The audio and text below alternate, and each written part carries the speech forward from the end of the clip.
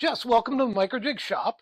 I know you're here to do some work. You want to start doing some woodworking. What exactly are you looking to do? I would love to get started with cutting boards. And one of the main things is that I'm trying to move away from plastic cutting boards. I have plenty of those in the kitchen. I want to chuck those out and start using more of wood cutting boards. So I would love to get started doing that. Excellent. Well, we've got some walnut, and we've got some maple.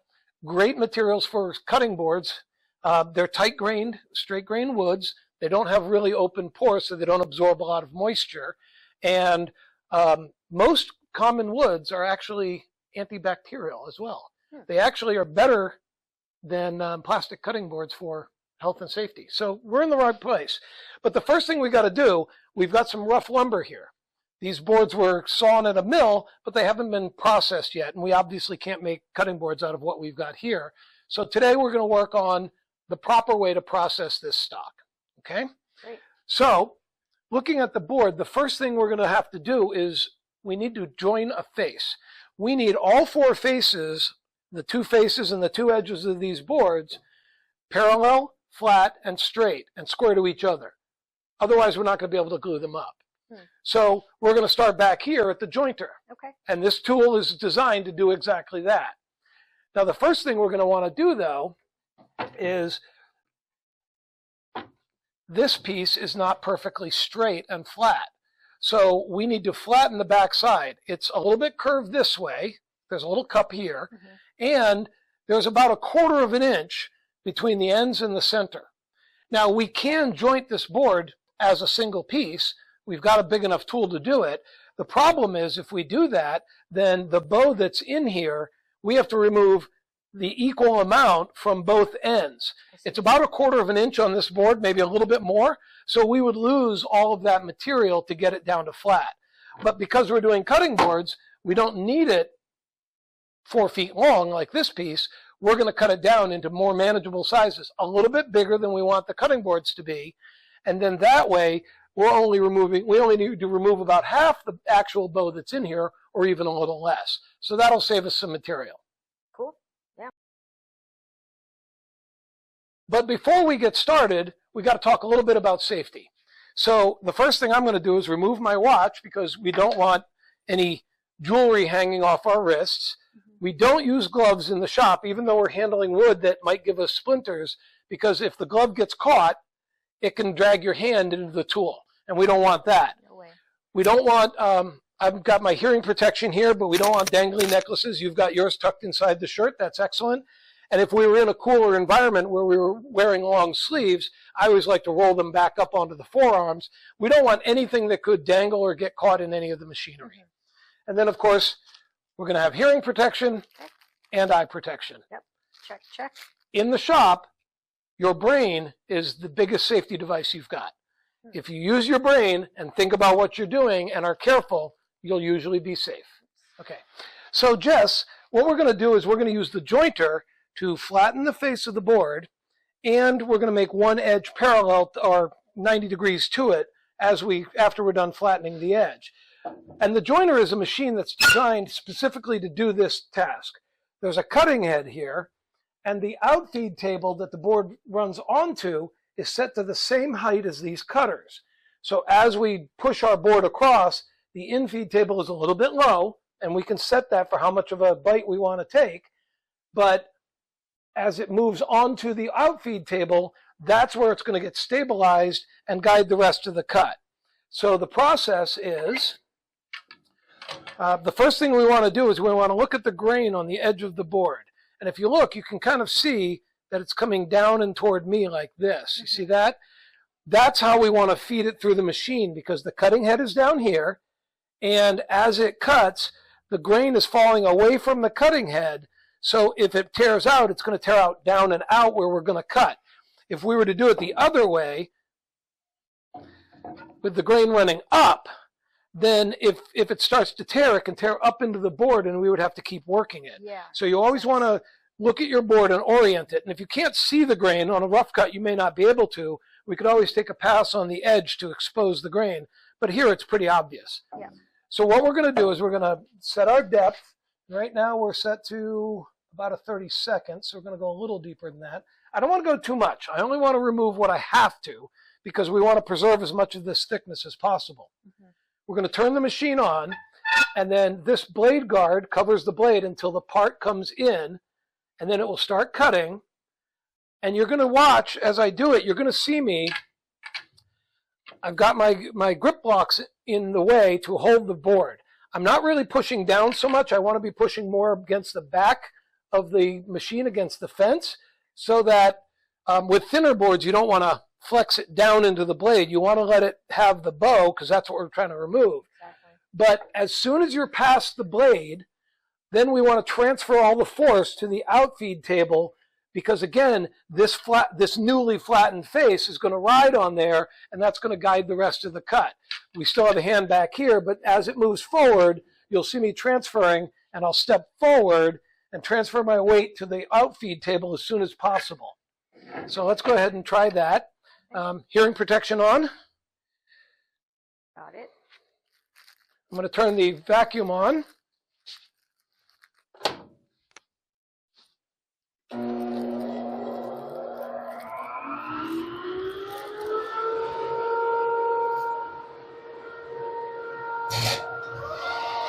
So again, we're going to start with more or less balanced here. This is pretty stable. It's not rocking, so that's good. We're going to come across. Now I'm transferring my weight to the front, and then as the back one comes in, I can transfer my weight there, so that we're guiding on the outfeed table. So you can see where we removed the material. This is that bow we were looking at earlier, the inside. We're going to need a couple more passes, but we're starting to see that removing. So now we'll have you do one.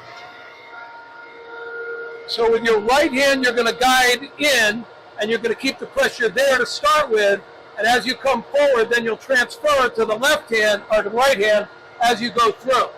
But remember, you want to keep most of your pressure on here as soon as you can.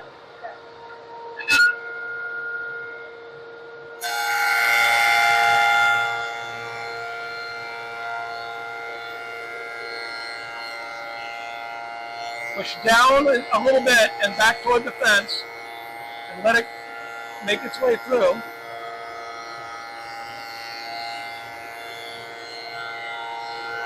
Yep, bring your body forward, good.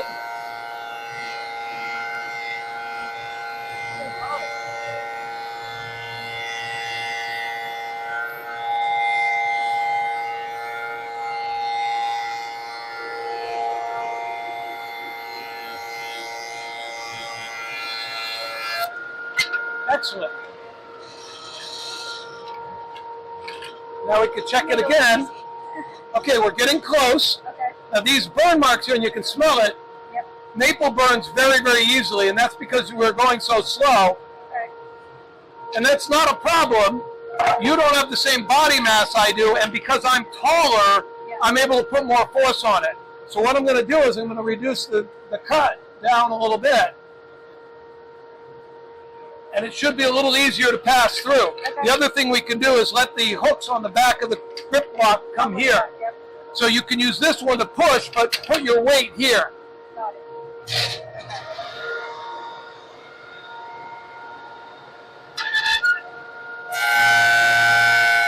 There you go. Transfer your weight to the front.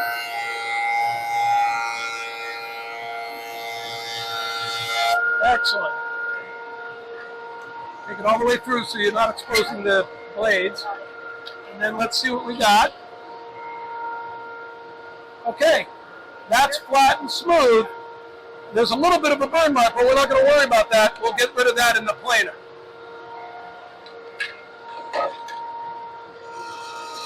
So now that we've got this first edge done, or the face, we're going to turn it up on edge. I'm going to bring the fence in a little bit. Now we don't use the grip blocks for this, but we're going to keep the face up against the fence, which is 90 degrees to the bed, and we're going to let the machine take this edge off. We're going to clean it up the same way, and it'll be 90 degrees to the face here that we just cleaned. I'm just holding it from the top, but again, I want to make sure that as soon as I can transfer the weight to the front, I do.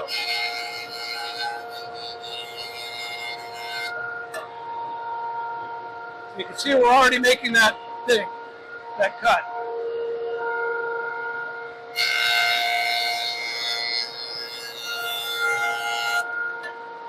All right. Yep, at least one more pass, maybe two.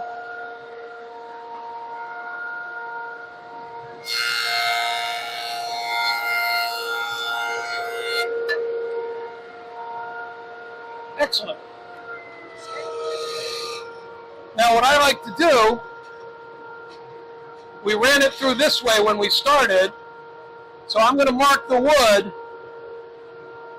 This is just a mark I use. It's not necessarily anything scientific, but this tells me that this face has been planed and it went in that direction. Okay. And that's going to be important when we get to the planer, because we need to make sure that it's going in the opposite way on the planer, because the planer is going to take the material off the top, not the bottom. And then we did this edge like so I'll do the same thing there. That tells me that it's been planed or jointed, and that that's the direction it's going in.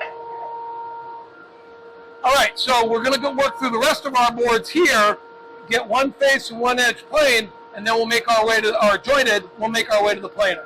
Great.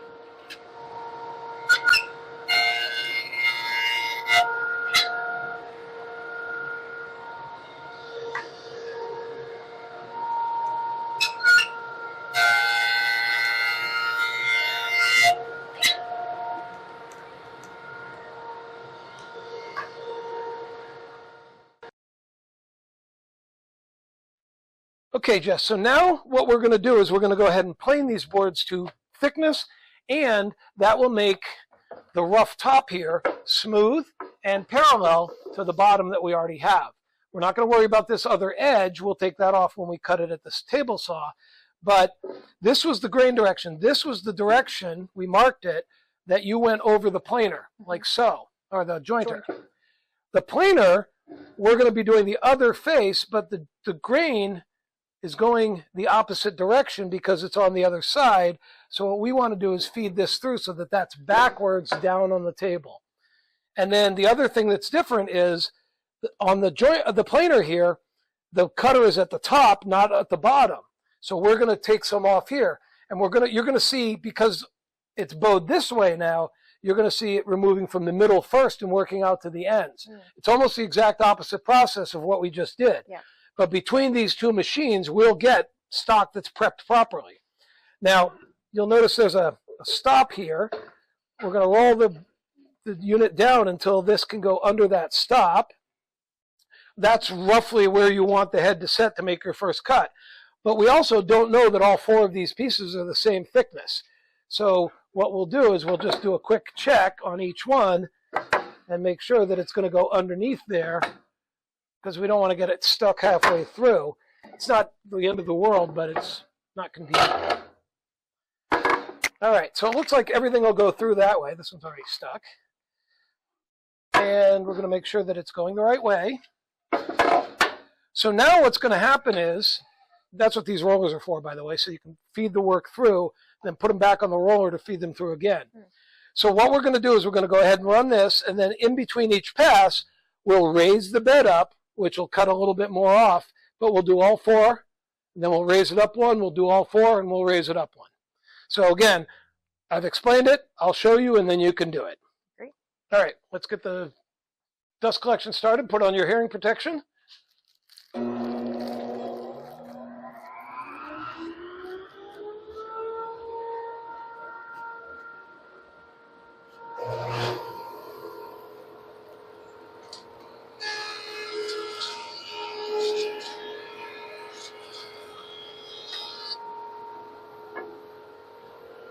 So what we're going to do is we're going to keep planing this side until we get it completely flat. If we wanted to go thinner, we would then flip it over, because you want to remove the equal amounts from both sides. But for now, we're going to leave it as thick as possible. So that one's already been done. So then you're going to grab the next one, this needs to be going backwards. So go ahead and push that, and you'll feel it grab. If you don't, just let it go and then come over to this side and pull it the rest of the way through. It's not high enough to get this one yet. Now this one, same thing, go backwards. Okay, now take the, flip it over. Oh. There you go. That one should grab.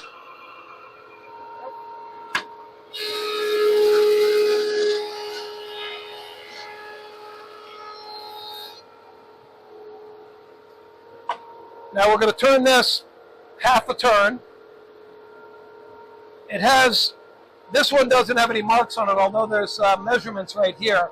But usually a half a turn is okay, unless it's really, really wide stock. And since we brought these through, we know they're oriented, you can just feed them automatically.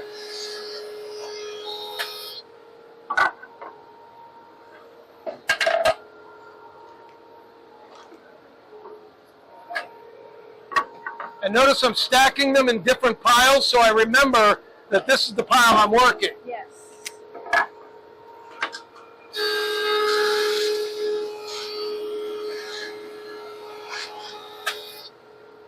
All right, half a turn, and it's going clockwise. So half a turn. Yep. Now feed this one through again.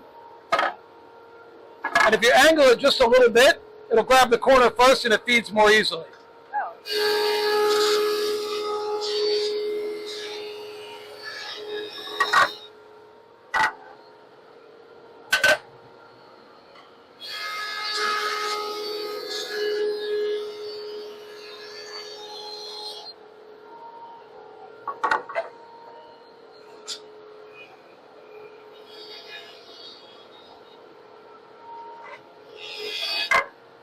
So would this one be the same case? Yeah, flip that. Nope. Got to flip it end for end because we want.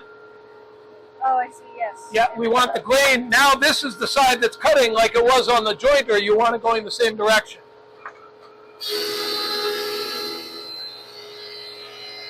Nope, stop. We need to lower the.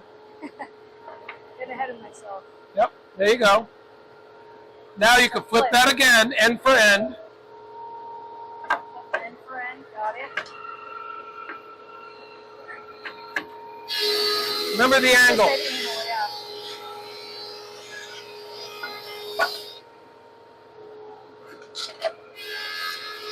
Yep, and these two don't flip because you're not done with the one face yet. And how long do you want to do the planing process? Until they're all four the same size. So when this is gone, you're done. Okay. Now you're going to want to set the height, flip that.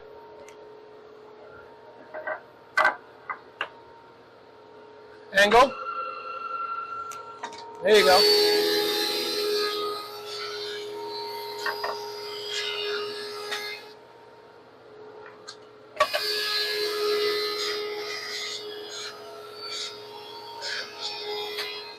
So this one we want to flip now. Yep.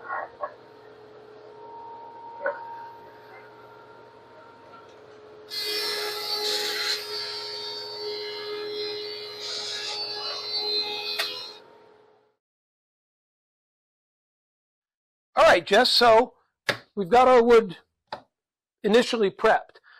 The next session what we'll do is we'll rip these into strips, and then we'll get to gluing those strips together to do the first pass at our cutting boards. We're going to try a couple of different ways of making them, and we'll talk about that the next time. But we've got two faces that are parallel to each other and nice and smooth and flat, and then we've got the edge between the two is already set so that it's square and 90 degrees. We use the jointer to get the face flat and the edge 90 degrees. We use the planer to square them up and make them even in the same width, and all four of these pieces are now the same thickness. Mm-hmm. So we're doing a cutting board, but anything you're doing with hardwood lumber, this is what you're going to want to start with. You're going to want to start here, prep your stock properly, because that makes all the difference in the world.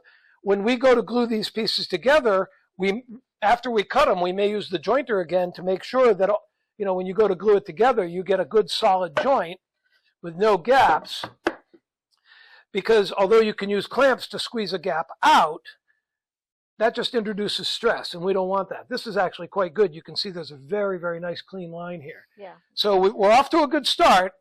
Next time we'll use the table saw to rip the strips down, and then we'll either use the jointer or the planer, or maybe even both, to tweak them out, and we'll be able to lay up our cutting boards and start to see what they look like. Great. Sounds good. All righty.